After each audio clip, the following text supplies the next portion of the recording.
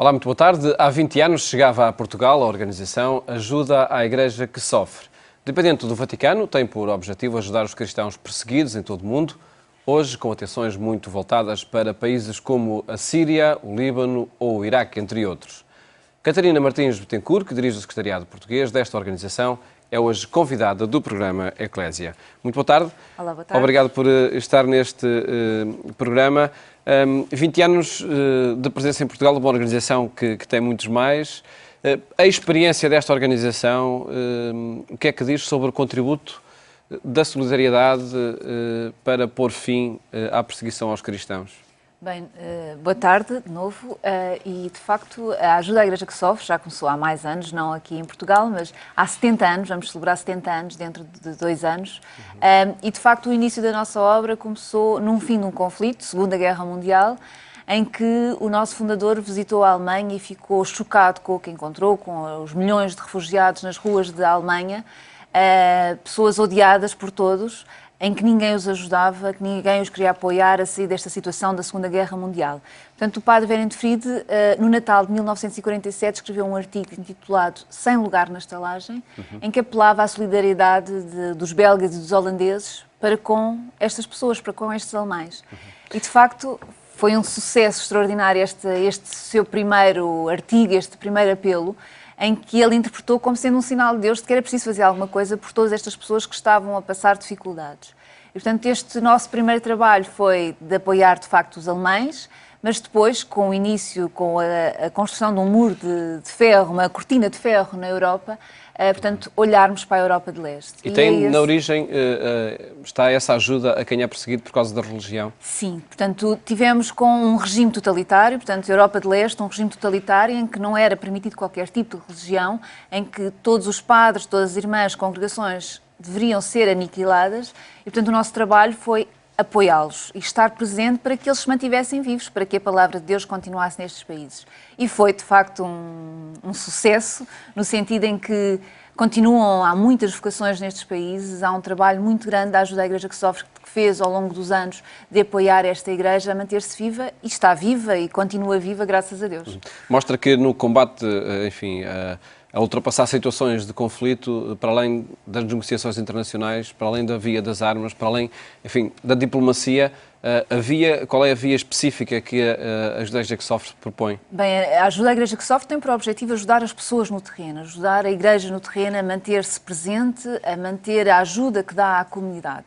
E estou-me a lembrar, falámos aqui no início, falou do nosso apoio no Médio Oriente, no Iraque, na Síria e no Líbano, e de facto é esse o nosso trabalho. Nós não somos uma instituição com fins políticos, não temos qualquer objetivo em termos económicos, o nosso objetivo é estar presente no terreno. E estamos presentes apoiando a Igreja, apoiando e a história padres, mostra irmãs. que essa presença é também uma forma de resolver conflitos. É uma forma, porque, no fundo, estamos a trabalhar à reconciliação.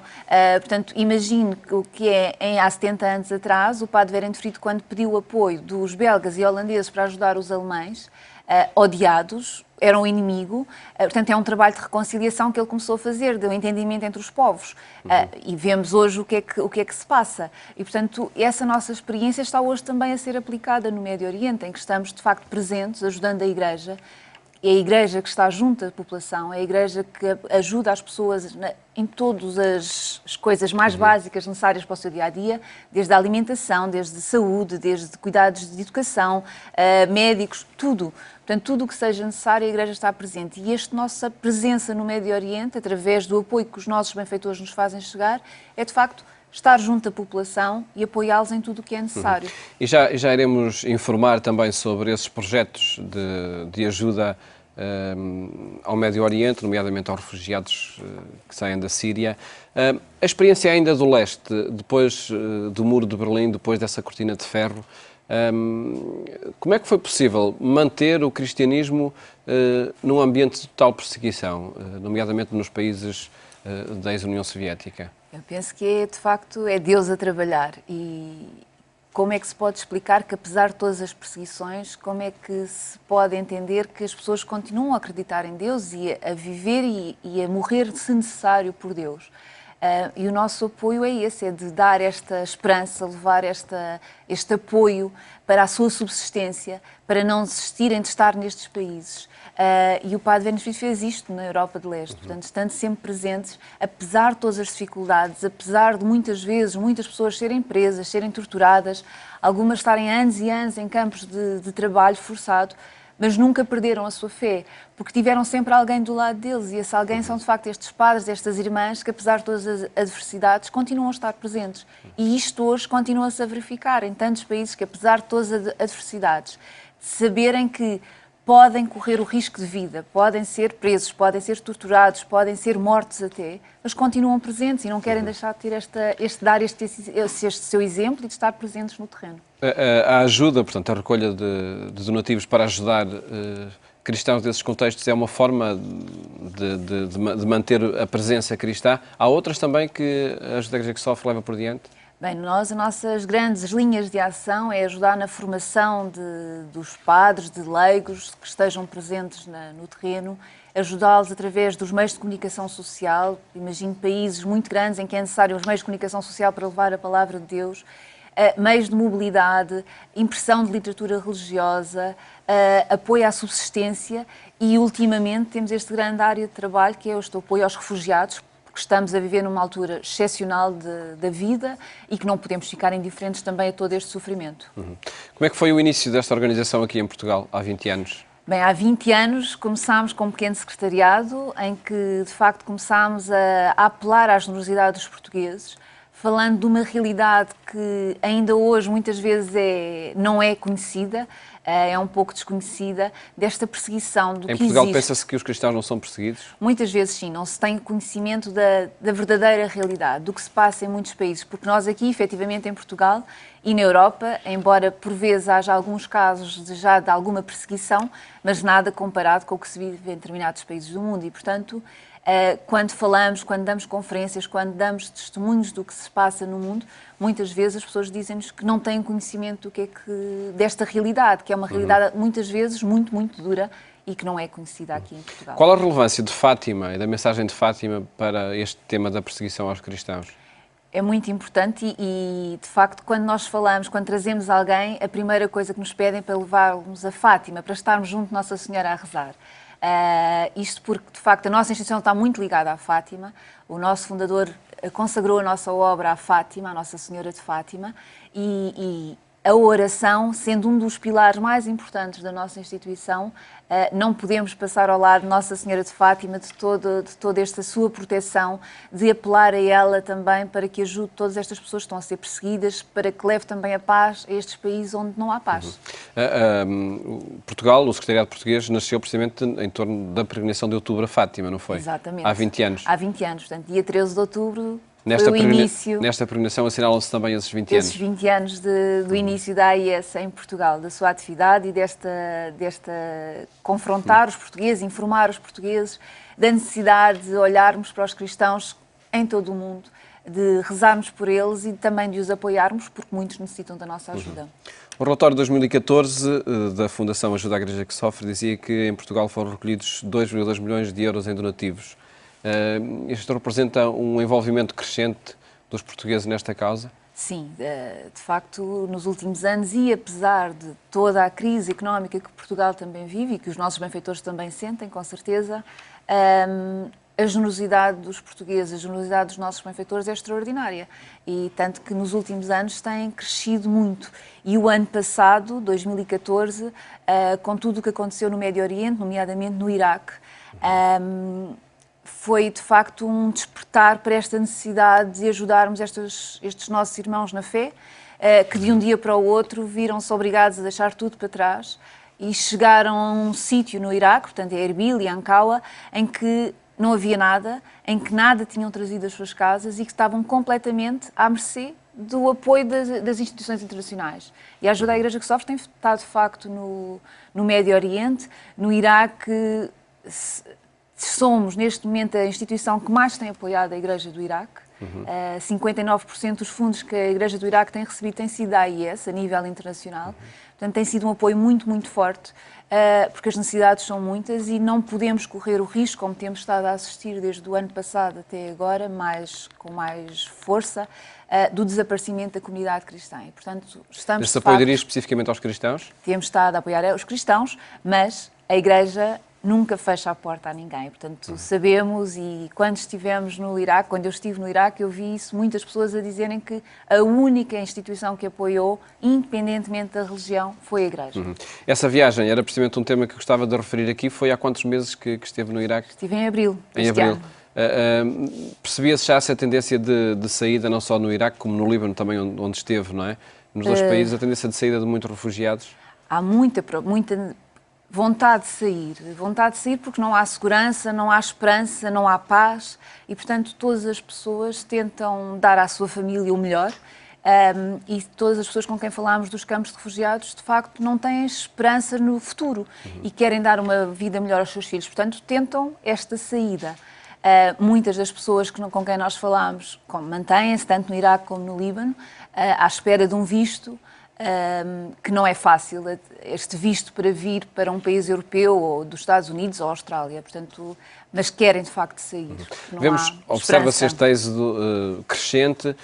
Agora, qual a situação real, sobretudo dos iraquianos, dos libaneses e dos sírios que estão no Líbano? Qual a situação real dessas populações no Médio Oriente? Bem, continuam milhões de pessoas nos campos de refugiados nestes países que mencionou.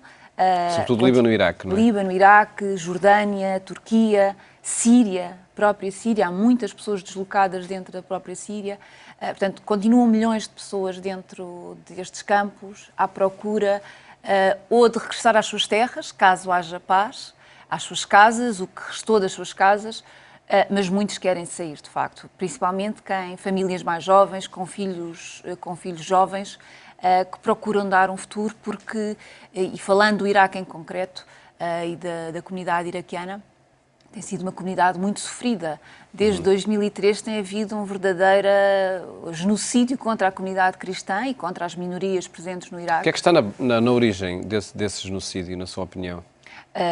São questões, portanto, neste momento o que acontece é um grupo extremista em que apenas quem é muçulmano sunita pode estar presente no terreno. Todas as outras religiões, todas as outras minorias não têm lugar neste novo Iraque que querem construir. Claro que se recuarmos atrás, vemos que o verdadeiro genocídio começou já há mais anos, não é? Desde 2003. E se falarmos em termos de números, em 2003 havia 1,5 milhão de cristãos no Iraque e hoje serão 200 a 250 mil. Portanto, ao longo destes anos, com muitos atentados, muitos raptos, muita violência, a comunidade cristã tem vindo a tentar fugir para outros países. Mas continuam muitos e hoje os que estão, efetivamente, são aqueles que têm menos posses, menos capacidades de fugir, de sair e, portanto, mantêm-se à espera que haja um país que lhes dê um abrigo como migrante que está a fugir de uma guerra. Espera-se um outro papel da comunidade internacional na resolução deste conflito, acredito? Seria muito importante haver outro tipo de atitude, porque quando estive no Iraque, todas as pessoas nos diziam que como é que o Ocidente não faz nada para parar esta guerra? Se foi também o Ocidente que promoveu um pouco este início de guerra, com a guerra de 2013, a invasão do Iraque, e com a destituição do Saddam Hussein. E continuam a ver que o Ocidente não está preocupado com as vidas humanas, porque não lhes interessa se há 1,5 milhão de cristãos ou se há 200 mil. Os interesses por trás de toda esta guerra são interesses económicos, sabemos todos, e de facto não há uma vontade política do Ocidente para efetivamente terminar este conflito, que é o fundamental e é o essencial.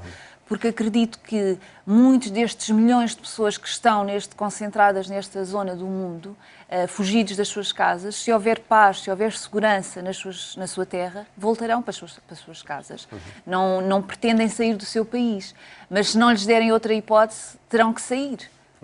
O facto, enfim, não está em curso uma perseguição aos cristãos como desculpas, chamemos assim, para levar por diante uma determinação económica e de posse da terra, posse daquela região, é isso que está em causa. Exato, é uma posse da terra Com fins económicos e fins comerciais. económicos e comerciais e com, neste momento, no Iraque e na Síria, com estes grupos radicais fundamentalistas em que não é possível viver ninguém que não seja da religião dominante. E, portanto, tudo isso leva a com que as pessoas queiram sair e queiram fugir, porque não há, de facto, lugar para elas. Nestes dias, a Fundação Ajuda à Igreja que Sofre tem em Portugal vozes dessa região e também do centro da África, creio. Exato. Que ligações vai mantendo com quem está no terreno a fazer tudo para que permaneça a comunidade cristã?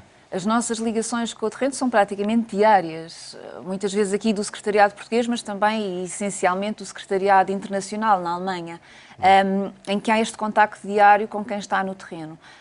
Nós aqui, com todas as pessoas, os testemunhos que vamos recebendo ao longo dos anos, vamos mantendo contacto, claro, e não nos podemos deixar de esquecer de todos os dias de rezar por eles e de estar com eles e também, sempre que há necessidade, de entrar em contacto por e-mail para saber mais novidades. Mas é fundamental este conhecimento, todos os dias tentar saber como é que estão as pessoas no terreno, porque todos os dias temos pessoas da África aqui, de países que praticamente não ouvimos falar nos nossos noticiários, mas que a guerra existe e que também há milhares e milhares de pessoas refugiadas e deslocadas dentro do país e que ninguém fala delas. Que testemunhos falam dessa perseguição aos cristãos no contexto destes 20 anos aqui em Portugal? Sim, portanto, nós convidámos para estar connosco nestes 20 anos um padre da República Centro-Africana, temos um bispo da Nigéria e uma irmã da Síria, para nos darem um testemunho de como é hoje ser cristão nestes países. A República Centro-Africana é um dos países que não se ouve falar, mas que tem grupos radicais ativos no terreno, os Seleka, em que também o objetivo é erradicar todas as religiões que não sejam muçulmanos, sunitas, fundamentalistas. Não nos podemos esquecer que são extremistas estes grupos que atuam. E, portanto, é um padre um missionário italiano que vive na República Centro-Africana e que tem estado junto da comunidade a tentar também que estes radicalismos, esta violência, seja de alguma forma parada, dando o seu testemunho de paz e de harmonia, tendo contacto com a comunidade muçulmana moderada, claro.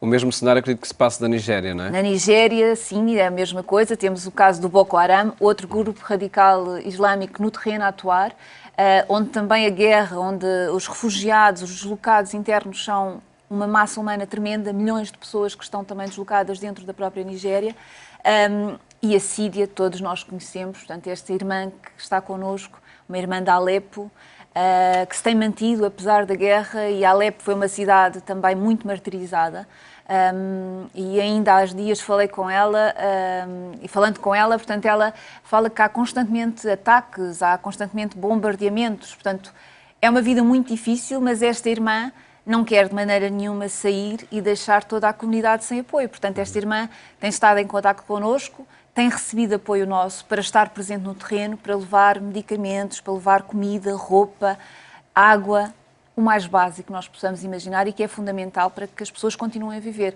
E nestes 3 países que temos estes exemplos, a Igreja nunca fecha a porta a ninguém. Portanto, há vários exemplos de pessoas de outras religiões que vêm ter com a Igreja e é a Igreja que os ajuda nestes momentos críticos da sua vida. Esta terça-feira é apresentado em Lisboa o relatório sobre a liberdade religiosa no mundo. Os 3 países de que falava, Síria, Nigéria e a República Centro-Africana, são os casos mais gritantes deste relatório? São alguns dos casos que vamos mencionar neste relatório. Portanto, este é um relatório que publicamos anualmente. Não é propriamente o nosso relatório sobre a liberdade religiosa no mundo, mas é um relatório que publicamos no intervalo da publicação deste relatório, em que damos a conhecer os casos mais gritantes, onde houve, de facto, situações ou uma grande melhoria na situação ou houve ainda um agravamento da situação. E há cenários com melhorias? Não, infelizmente não. Desde o último relatório não há melhorias e temos verificado, e a nossa grande preocupação é, de facto, estas notícias do Médio Oriente, da África, de alguns países da África, em que há uma perseguição e há um risco real do desaparecimento do cristianismo destes países. E, portanto, este relatório vem mostrar, mais uma vez, com relatos, com casos que aconteceram neste último ano, relatos de pessoas que efetivamente estão a ser perseguidas pelo facto de serem cristãos, pelo facto de não terem a religião predominante no país em causa. Tanto o Bispo da Nigéria como o sacerdote e a irmã estarão na apresentação deste relatório? Estarão presentes nesta apresentação, portanto será feita uma apresentação do relatório em termos gerais, das principais conclusões, em Lisboa, às 18 horas na Sociedade de Geografia de Lisboa. Portanto, estão todos convidados a estarem presentes, com certeza, e, portanto, para além desta apresentação das conclusões deste relatório, estas 3 pessoas irão-nos dar um testemunho vivo de como é hoje a vida do cristão nestes 3 países em concreto. Também noutras localidades, noutros eventos que a Fundação Ajuda à Igreja que Sofre promove nesta semana, no contexto dos 20 anos? Portanto, já tivemos um congresso em Braga, que marcou esta semana de aniversário dos 20 anos de presença em Portugal. Portanto, vamos fazer o lançamento deste relatório e teremos também ainda atividades, vigílias de oração, com testemunhos também destas pessoas, tanto em Almada como em Fátima. Portanto, e ainda também uma semana também muito importante para nós, em Évora, com a inauguração do novo espaço da AIS em Évora, exatamente para estar aberto ao público, para dar também a conhecer a mais pessoas, neste caso do sul do país, da situação da Igreja no mundo. Formas por colocar este problema na opinião pública e nas causas dos portugueses. Muito obrigado, Catarina Martins, por ter estado aqui neste programa e parabéns pelos 20 anos da organização. Mais logo, o programa Eclésia faz-lhe companhia na Antena 1, pelas 22h45. Votos de boa tarde, até amanhã, se Deus quiser.